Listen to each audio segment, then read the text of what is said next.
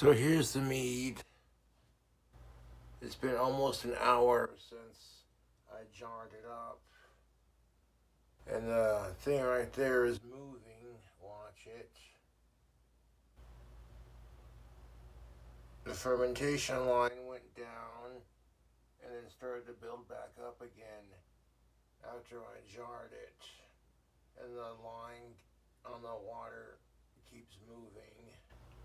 I've been watching it.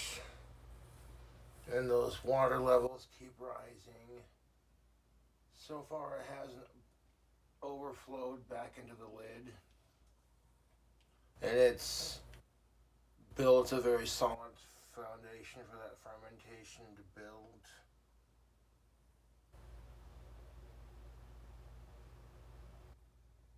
Now if you got fermentation going and your airlock is doing that thing with the levels,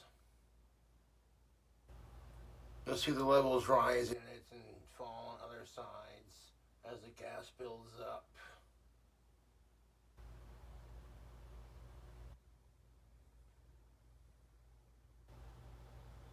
It was going nuts doing that earlier, and then as soon as I pick up the camera, it stopped moving.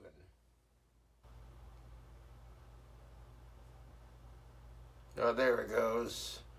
When it's doing that, that's how you know you got good fermentation, because the gas from your fermentation is going to make the water level do that. So that's, there you go. I showed you how to make this mead and what I poured into it. It's got raisins and red grapes. Well, red grape wine, I guess is what it would be technically, but it's actually a mead.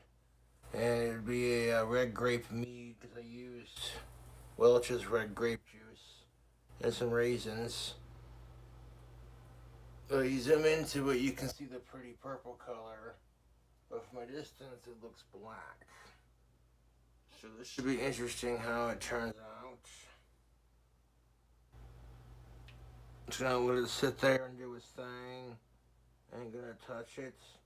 And then in 12 days, we'll take the lid off, put a strainer on this one, and pour the liquid into this jar, and then reattach the lid to that jar, wash this one out, and then once it's in the jar for 12 days, let it sit there and do its thing.